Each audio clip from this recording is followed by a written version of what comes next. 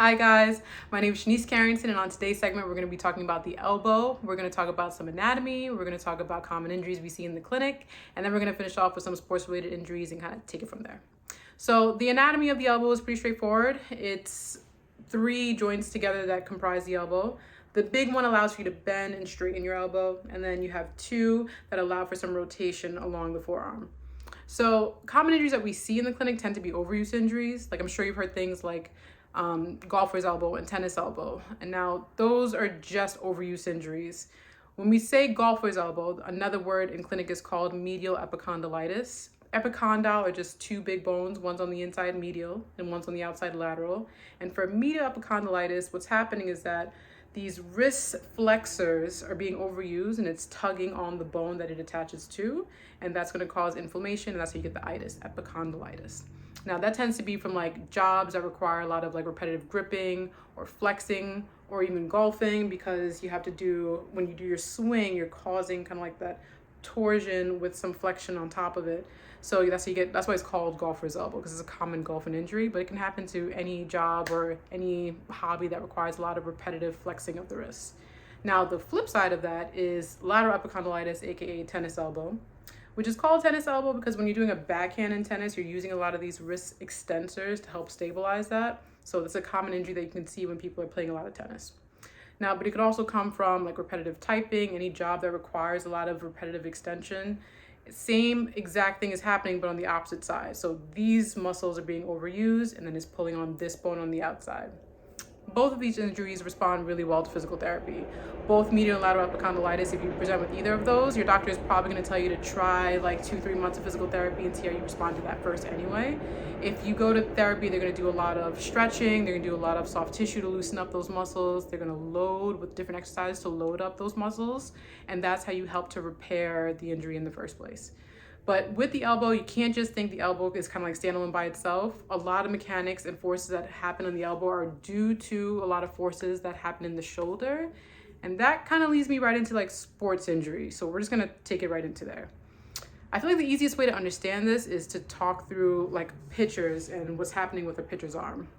So when you are pitching, right, you're going to need a lot of motion that's coming from, primarily should be coming from your shoulder. You're supposed to get all this rotation from your shoulder. You're supposed to cock back your arm, accelerate through, and that's what causes, the speed that these pitchers are able to generate.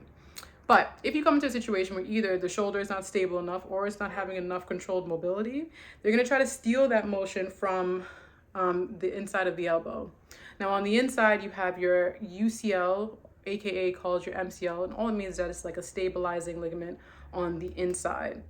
Now, if you're doing a repetitive pitching over and over again and you're using so much of your elbow, you're going to overstretch that ligament.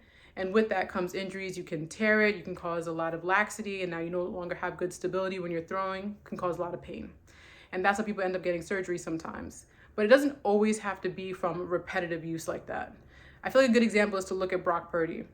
Now, he didn't have a repetitive injury. He was in this position as he was about to throw. He got tackled, caused a quick pull right on that ligament, and caused for it to have a full rupture. So now after a full rupture, you have no other option. Like, you have to do surgery, especially if you're a quarterback. Now, for him, he had two different options for his surgery.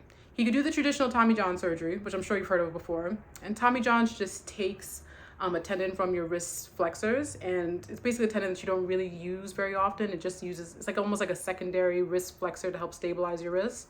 So they tend to use that tendon to almost use it as a graft to replace the UCL that you once had. The issue with that is that tendons themselves take a longer time to heal, and so the rehab is going to be a lot more conservative and take longer. So you're talking about like 10 to 12 months of rehab if you're talking about a traditional Tommy John surgery. So he would have been out for the year.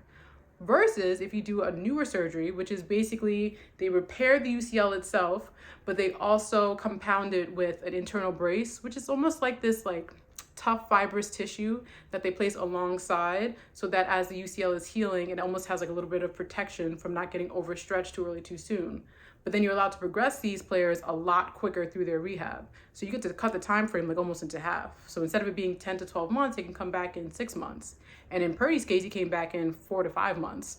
So it's like, it kind of depends on the player and their surgeon, what their time frame is looking like, what their goals are, when they want to get back by. But because it's for athletes, they have a shorter time frame to when they have to get back into the field. I'm assuming you're going to be seeing a lot more internal braces moving forward. So that's just a little bit of an explanation of shoulder and elbow mechanics and common elbow injuries we're going to see. So in a future video, I'll kind of break down a little bit more some exercise that we can do to help prevent all these injuries in the first place, both for the elbow and the shoulder, and a little bit of the rehab that would kind of be in place if somebody has a common overuse injury or if somebody's recovering through this. So stay tuned for future videos. We'll talk more about it, but that's it for today. Thanks, guys.